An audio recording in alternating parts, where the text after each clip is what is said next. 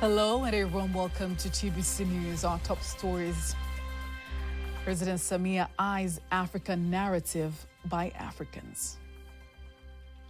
And a brand identity that highlights Africa's unique. Government upgrades education and training policy.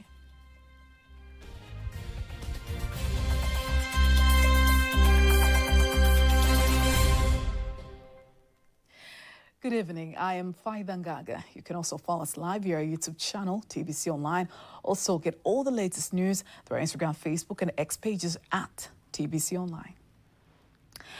President Samia Suluhu Hassan urges African countries to rewrite the narrative about the continent by telling their own stories from their own unique perspectives. Speaking at the Global Summit of the World Travel and Tourism Council Africa in Kigali, Rwanda, President Samia says Africa should develop compelling narratives and a brand identity that highlights the continent's unique cultural heritage.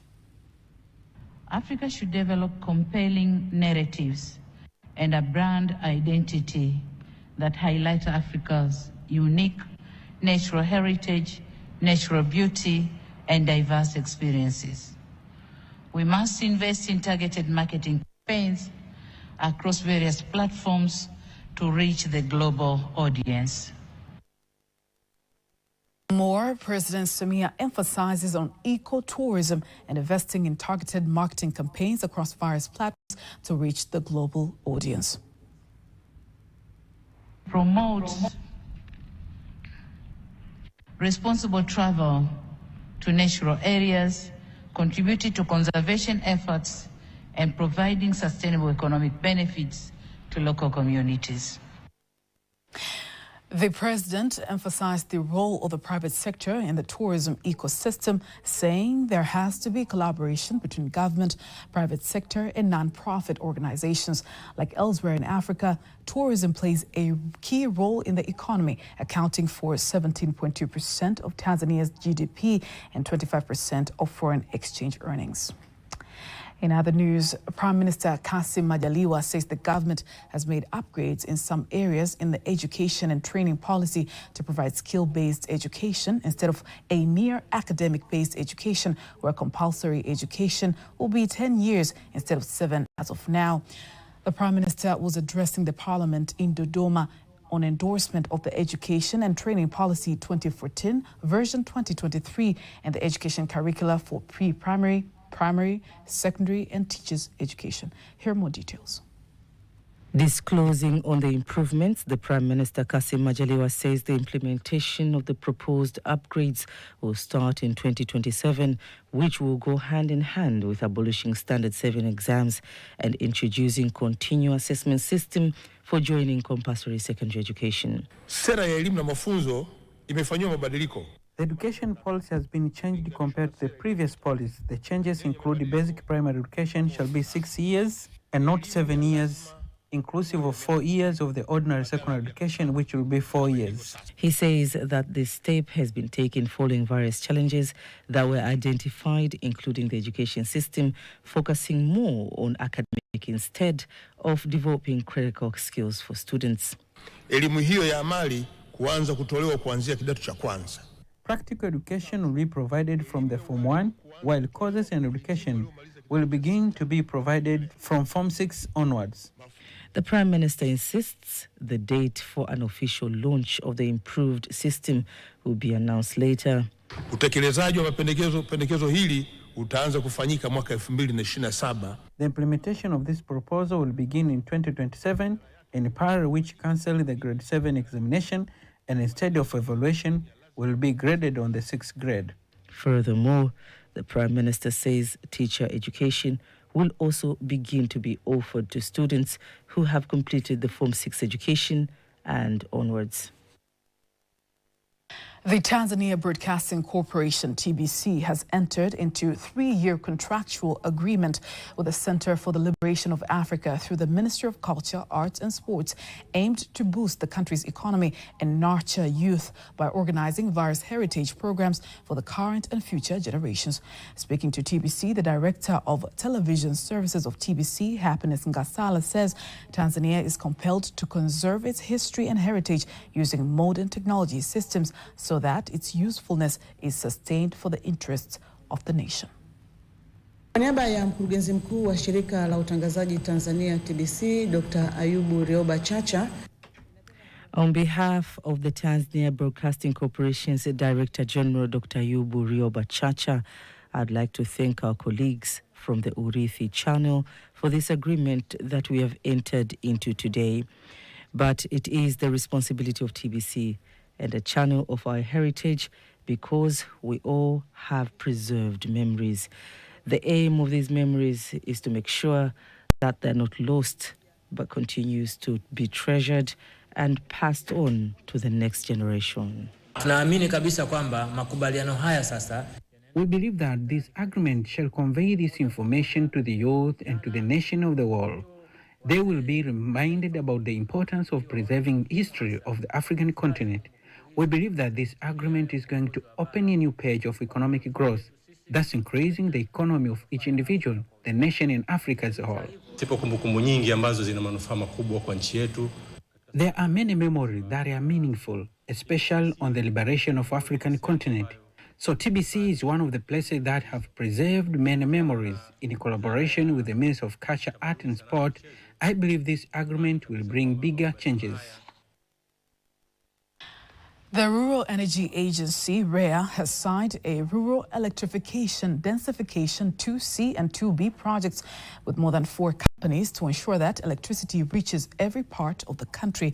Speaking to the contractors in Dar es Salaam before signing the 24-month contracts, the REA Director General, Engineer Hassan Saidi, directs the contractors to work professionally on behalf of the government for the benefit of the citizens. As we go on, we keep upgrading the level of performance. So this project also be used to assist you in future tenders. That's just a reminder. Make sure once you do one tender in the required speed gives you more chance to win another works for REAs. In addition, Engineer Saidi has instructed the contractors to be cautious of the environment and safety at the workplace, while Caroline Robert, who is the country director of AFD, insists on timely implementation of the project. And on environmental issues and gender issues, as well as ensure we pay our labor on time and we provide them with all protective gears during project implementation. So that is your duties. And be having consultant for the education we have for 2B, and we engage consultants for the education 2C, and that will be one of his duties. Yes, we are really waiting for them to work fast according to the contract and by doing good quality work. On the other hand, some of the contractors used the opportunity to explain how they plan to complete the work on time. We are planning to not just deliver it on time with good quality. We will try to shorten our construction period, maybe in not just in 24 months, maybe 18 months. We will quickly and effectively and what should I say, within good qualities to finish it. We are very committed to start the project after signing those contracts. We start by mobilization of the teams, the survey and the detailed design, and then the construction. We mobilize all the required resources in order to implement the project within the required quality and within the contractual timelines. More than 260 billion will be used to complete the projects funded by the government of Tanzania, the World Bank, the government of Norway and the government of France, expecting to connect more than 9,000 Tanzanians with electricity. Let's have a look at other stories. A World Bank delegation has expressed its satisfaction with the progress of the infrastructural projects of 3 buildings for the field of engineering at the Higher Education for Economic Transformation project in Rukwa and Mbeya regions at a cost of more than 31 billion shillings. Visiting the Mbeya campus project, the World Bank's representative, Roberta Bassett, says the project has started at a coordinated manner. It's a report by Adolf Mbata, read to you by Kanki Mwagomole. It is a delegation of the World Bank together with officials from the Ministry of Education joining together to inspect the construction of the administration building, the Research and Innovation Center, the garage and the roads inside the campus. The representative of the World Bank, Roberta Bassett, says she's satisfied with the progress of the project and remains optimistic that the project finishes on time. Get through these processes, it's actually just going to get deeper. More things will be expected. You'll have more coming up, and we'll be doing more work with all of you. So please do keep it up. And also know the World Bank is here to support you. All of us who are here are part of the implementation team with all of you and are working for your success. Professor Alois Mvuma is the Vice Chancellor of the University Science and Technology MUST. Sometimes I support the World Bank really for this project. For us as a young university, it's a game changer really. I think I've seen our infrastructure is kind of old, it's kind of small. They want to grow big, we are dreaming big. So I would say this project has come at the right time and we have the right people, we have the right team. So let's keep our fingers crossed. The consultant engineer of the project, Engineer Joseph Mkisi, elaborates on the current progress of the project, and the project's designer, Jonas Mwamasage, vows the work to be completed on time. Quality. Number 3, the pace of implementation. The end of the project, March 2025, we would be happy, the ministry would be happy if you could finish on time or even less time. If you could finish earlier, we would be much delighted. So that is 3 things from the Ministry of Education. Building has got a capacity of holding 3,185 people at a bar, and it covers a square meter, 13,500 square meter. So the block is a BG +2. That means there's a basement. The team has not much involved to see the setting out and whatever, but we expect we will be here soon. Yeah, that's what we can say.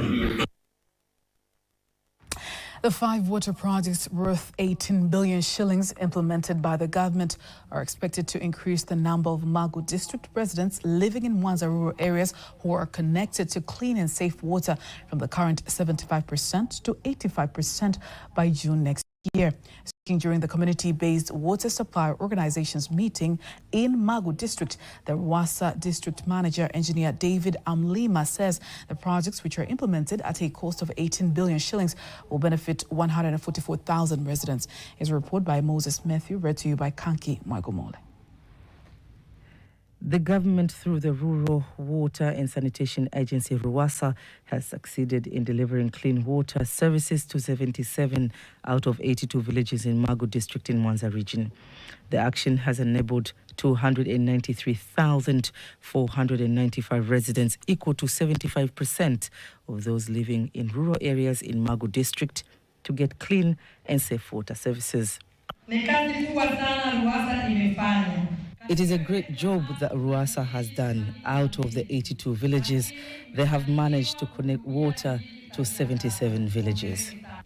Ichobela village is one of the villages whose residents have benefited from clean and safe water service. 5 water projects implemented by the government at a cost of 18 billion shillings are expected to enable clean water service to reach 85% of the Magu residents living in rural areas by June next year. The success of the water invoice collection system using electronically, which has increased the number of customers and collections, was noted during the general meeting.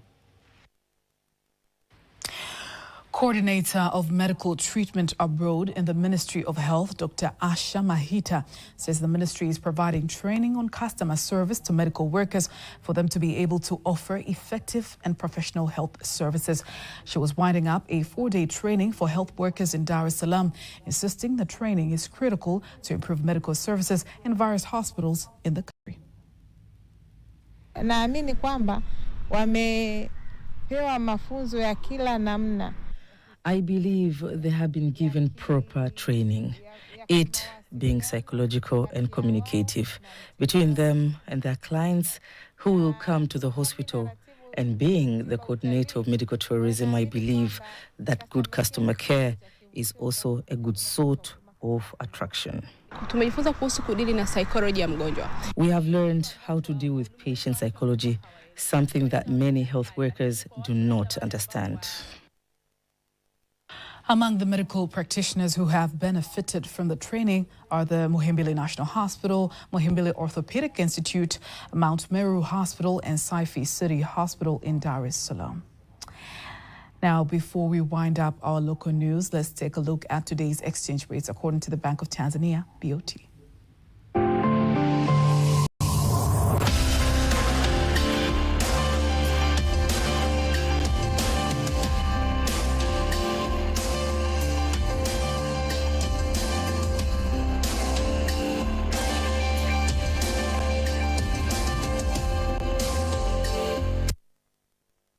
Do not miss TBC News every weekday to know all the latest in exchange rates. Stay tuned for all the latest in international news.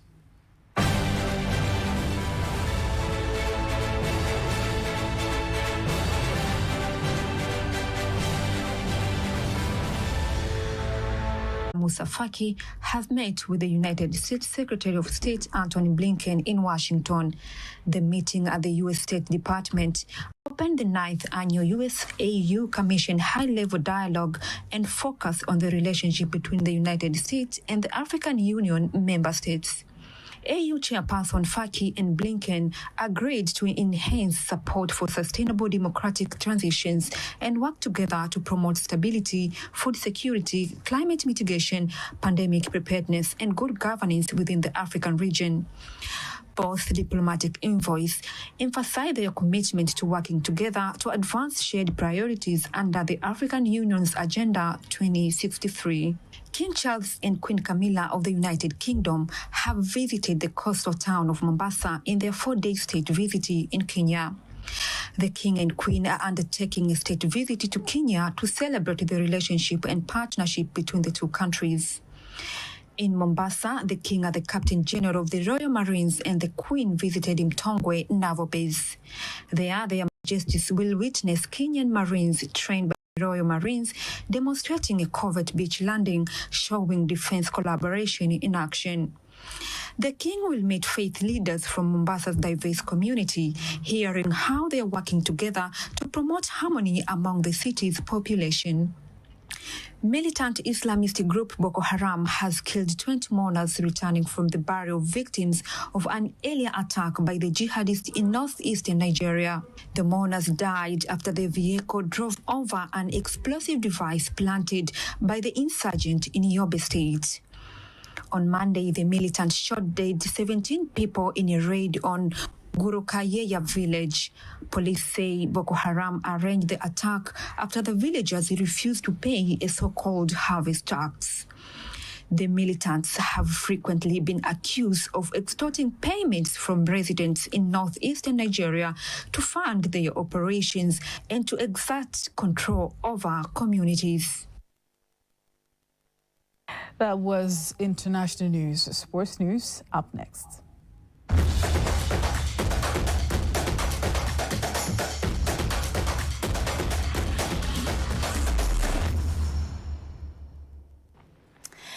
And in sports news, KMC head coach Abdi Hamid Moalin believes that his squad has the capacity of beating Dodoma Jiji and take all 3 points and cement their winning in ongoing NBC Tanzania Premier League matches.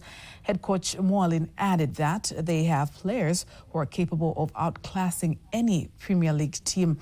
as they did to Mtibwa Sugar last match. As his counterpart, assistant coach Kasim Leogope says they are ready for the battle. We have almost similar profile, so I think it will be an entertaining game. I think the team with the more concentration will win this game, and it will require 90 minutes of consistency in terms of good actions, in terms of defending. They're also good in set pieces, so we have to be very much aware of that situation. I'm very proud of the group of players that we have and how they dealt with this situation and how they continue to deal with this hectic schedule, mentally, physically. They've been brilliant, and the most important game now is the Doma, and the 3 points from the Doma is going to be the best 3 points that we get. So we are also in a good performance. That's why you will see we are near behind them at the top position of the table. And if we get 3 points, we'll catch them. Even our last season performance, we fought to avoid relegation. But our performance this season, we are both doing good. I hope we will have a very interesting game, and we are prepared to grab 3 very important points to us. KMC hosts Dodoma Jiji at Uhuru Stadium tomorrow as they sit in 4th place with 11 points, while their rivals Dodoma Jiji is placed in 6th with 9 points. In other sports news, the chairman of the Tanzania Judo Association, Zaidi Hamis, says his association plans to reintroduce judo in schools due to the arrival of the equipment for the game.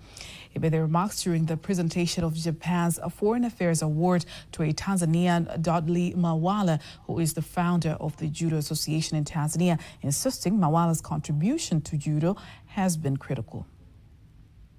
Several clubs, but we need to start at the schools. We have them centers here. We have center at Kisutu, we have other center at Magomeni, and we'll open the new one at Police Academy there at Kurasini areas.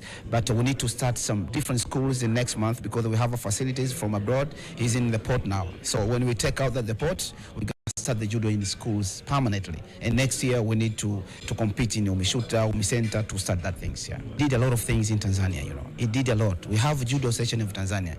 This is the guy is a founder of association. He's the one who formed everything.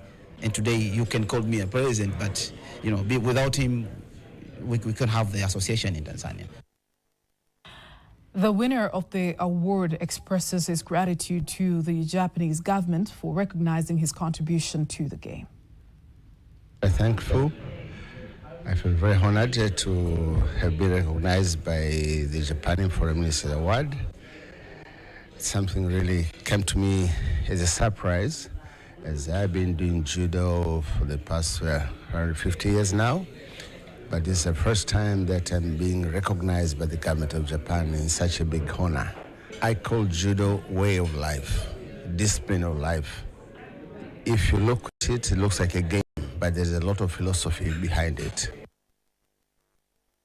The Japanese ambassador to Tanzania said the embassy will continue to promote judo, and he also wishes Simba and Yanga a good game in their upcoming game. Cooperate with Mr. Mawara and also Tanzanian Judo associations to promote the sports exchange between Japan and Tanzania through the judo and the karate. I'm hoping that there will be a very good game between the Simba and the Yanga. In the embassy, there are the supporters of Yanga as well as Simba. And that's it for sports news. But before we wind up, let's take a look at the weather forecast for the next 24 hours. Good evening. This is 24 hours weather forecast from Tanzania Meteorological Authority. Wind flow patterns. Average wind speed expected over the some part of our country, except over southern coast. Wind expected to flow at the speed of 40 km per hour. TMA issue an advisory of expecting strong wind and high wave tides over southern coast. Please take note on that. But also, wind expected to flow at the speed of 50 km per hour over Lake Nyasa. And TMA issue a warning of expecting strong wind and high wave tides over those areas. Please take note on that. Strongest rainfall signal are touching over northern coast together with Lake Victoria Basin. And TMA issue a warning of expecting heavy precipitation at times over northern coast, Northern Eastern Highland, Lake Victoria Basin, including Kigoma regions. For tonight, we expect future cloud condition, thunder shower over some area over northern coast, including northern part of Morogoro region, Lindi, together with Dar es Salaam and Pwani. While Lake Victoria Basin, including Kigoma and Katavi, expect future particular condition, thunder shower over few areas. Northern Eastern Highland, together with southern part of Morogoro region, expect future particular condition, rain shower over few areas. For tomorrow, we expect future cloud condition, thunder shower over most area and sun interval over Tanga, Unguja and Pemba isolates, together with Lake Victoria Basin, including Kigoma regions. While Northern Eastern Highland, Morogoro region, the northern part of Morogoro region, including Dar es Salaam, Pwani and Lindi, I expect future cloud condition, thunder shower over some area and sun interval. While over Dodoma regions, southern part of Morogoro region, including Ruvuma and Mtwara, expect future particular condition, rain shower over Fury and sun periods.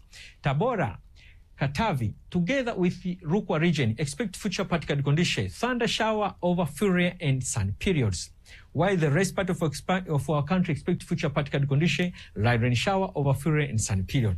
Let's have a look for the 4 days weather forecast for some part of our country, start from the day after tomorrow.